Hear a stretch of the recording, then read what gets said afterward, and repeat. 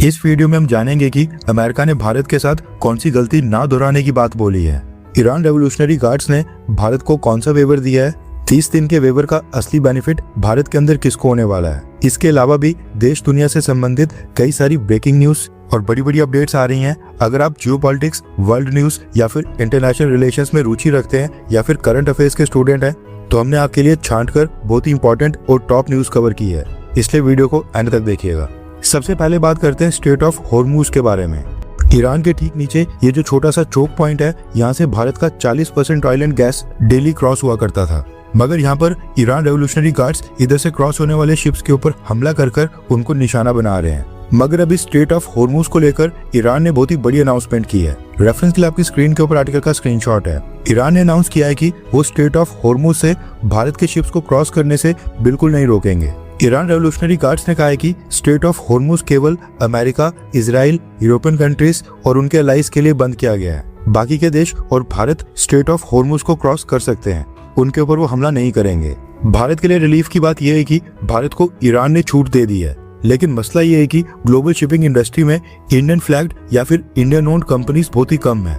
हमारे पास ऐसी एक भी शिपिंग कंपनी नहीं है जिसके पास लार्ज ऑयल टैंकर शिप्स हों। भारत जो क्रूड ऑयल इंपोर्ट करता है वो दूसरी कंट्रीज के ऑयल टैंकर शिप्स के ऊपर आता है। इसका मतलब है कि तेल तो ऑयल टैंकर शिप्स में भारत का होता है, लेकिन वो ऑयल टैंकर शिप किसी और कंट्री का होता है, किसी और देश की कंपनी का। ऐसे में ईरान ने जो भारत के लिए स्ट्रेट ऑफ हॉर्मुज को खोला है, भारत को जो ये एक तरह से छूट दी गई है, इसका कोई फायदा भारत को होता है या फिर नहीं, ये तो खैर आगे आने वाले कुछ ही दिनों में पता चलेगा। लेकिन ये बात भी सच है कि स्ट्रेट ऑफ हॉर्मुज के पास ईरान ने जो ऑयल टैंकर शिप्स के ऊपर हमले किए हैं उसमें अभी तक भारत के 5 क्रू मेंबर्स की जान चले गई है। उसके ऊपर तो खैर ईरान ने सफाई भी पेश नहीं की है। नेक्स्ट अपडेट आ रही है अमेरिका और भारत को लेकर।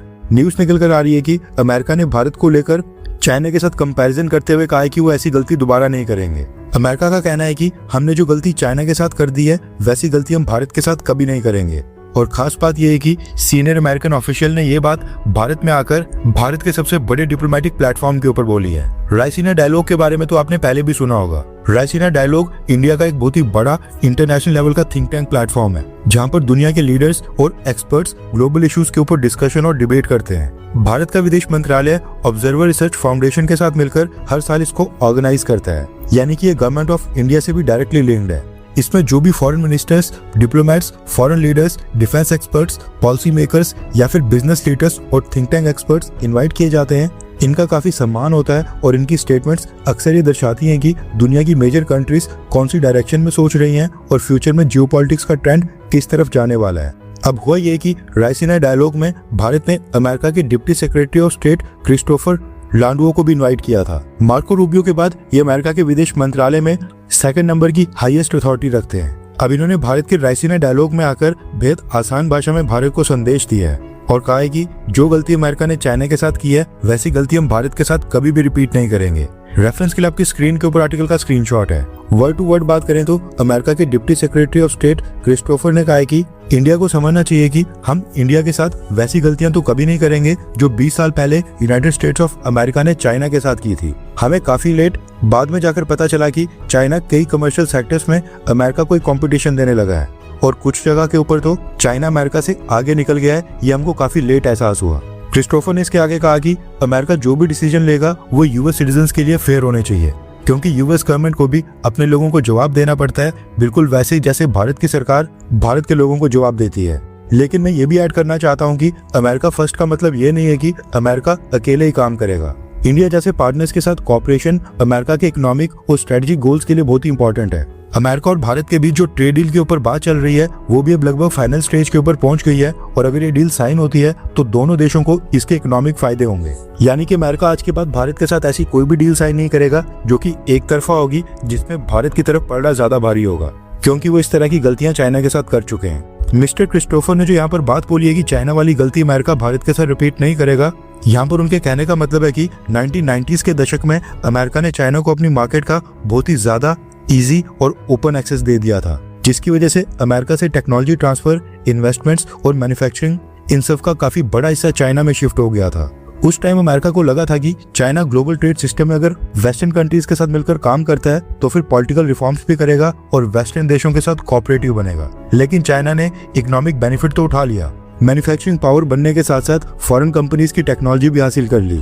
एडवांस प्रोडक्शन टेक्निक्स भी उसको पता चल गई और अब काफी सारी फील्ड्स के अंदर चाइना अमेरिका की ग्लोबल डोमिनेंस को ही चैलेंज कर रहा है। अमेरिका ने अब चाइना के केस से सीख ले ली है, इसलिए अमेरिका का कहना है कि वो बिना सोचे समझे भारत को यूएस टेक्नोलॉजी और यूएस मार्केट का इजी एक्सेस नहीं देंगे। अपनी टेक्नोलॉजी को प्रोटेक्ट करने की पूरी कोशिश करेंगे। भारत को एडवांस्ड और सेंसिटिव टेक्नोलॉजी ट्रांसफर बिल्कुल नहीं की जाएगी या फिर जितना हो सके उसको प्रोटेक्ट करने की कोशिश की जाएगी।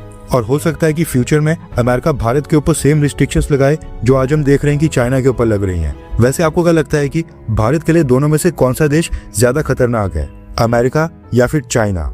यानी कि भारत को किससे ज्यादा सावधानी बरतनी चाहिए, चाइना से, अमेरिका से? नीचे कमेंट करके अपनी राय जरूर बताएं। नेक्स्ट अपडेट आ रही है यूक्रेन से संबंधित। रेफरेंस के लिए आपकी स्क्रीन के ऊपर आर्टिकल का स्क्रीनशॉट है। न्यूज निकल कर आ रही है कि यूक्रेन के प्रेसिडेंट व्लादिमीर ज़ेलेंस्की ने रिवील किया है कि मिडिल ईस्ट में ईरान के शाहिद ड्रोन्स को काउंटर करने के लिए अमेरिका ने यूक्रेन से असिस्टेंस मांगी है।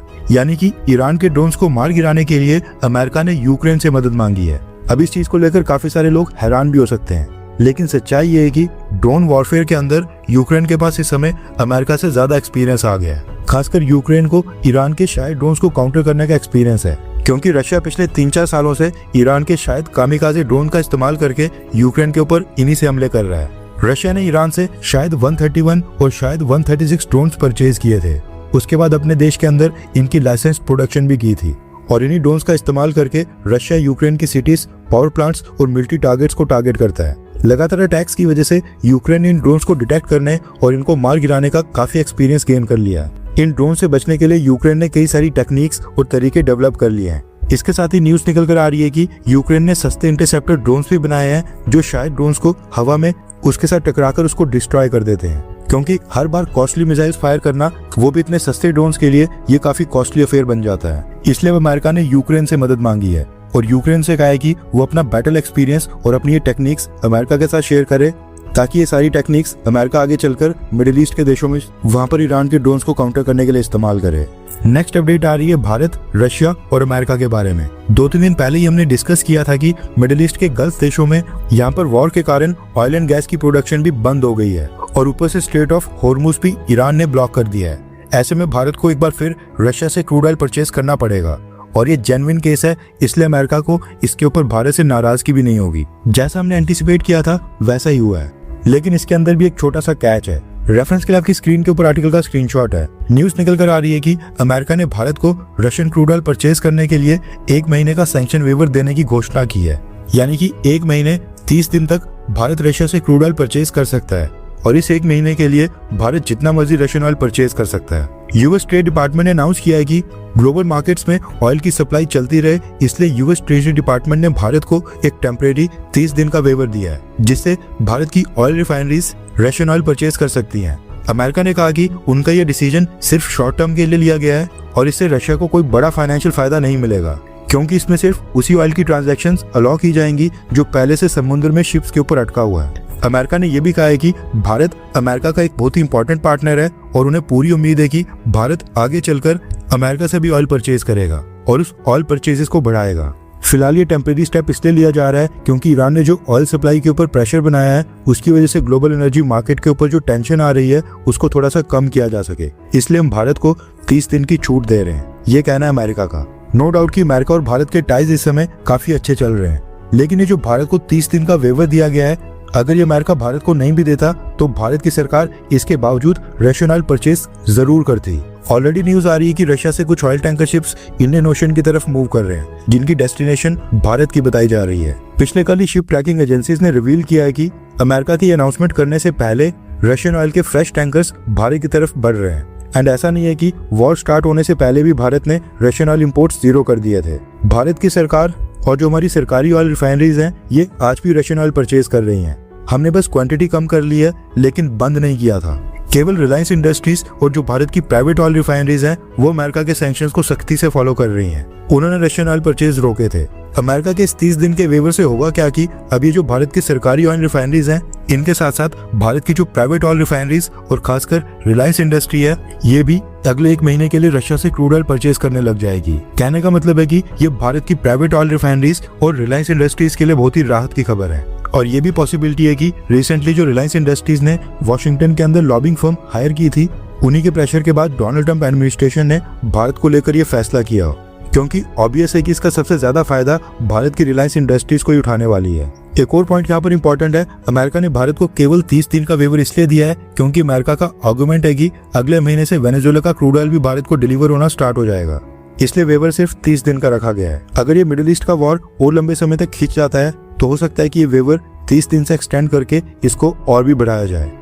हर 24 घंटे के अंदर जियोपॉलिटिक्स में बड़े फेरबदलाव और उलटफेर हो रहे हैं और भारत के लिए नए चैलेंजेस आ रहे हैं। कोई देश अपने फैसले से पलट रहा है तो कोई देश ब्लैकमेलिंग के ऊपर उतर आया है। सभी देश एक दूसरे को नीचे लगाने की कोशिश कर रहे हैं। इन सब के बीच हमारा भारत किसी भी देश से पीछे न रह जाए, इसके लिए मोदी सरकार लगातार कोशिशें कर रही है। एंड भारत की foreign policy, defence news, economy और ग्लोबल अफेयर्स का सही एनालिसिस हमारे चैनल इंडियन अफेयर्स का मिशन है और ये मिशन आपके सपोर्ट के बिना अधूरा है। इंडियन अफेयर्स हिंदी के ऊपर हम सभी फैक्ट्स और डेटा बिल्कुल सरल भाषा में एनालाइज करते हैं, बिना किसी एजेंडा के। अगर आप चाहते हैं कि इंडियन अफेयर्स का सही और ऑथेंटिक एनालिसिस आप तक लगातार पहुंचे तो इस वीडियो को लाइक करें और हमारे चैनल इंडियन अफेयर्स को सब्सक्राइब करके बेल नोटिफिकेशन ऑन करना मत भूलिए। आपका एक लाइक हमारे चैनल को ग्रो करने में काफी मदद करेगा और एक सब्सक्राइब ये सुनिश्चित करेगा कि आप किसी भी इंपॉर्टेंट अपडेट को मिस ना करें। अगर आपने हमारे चैनल को पहले से सब्सक्राइब किया है तो दिल से धन्यवाद। जय हिंद, वंदे मातरम।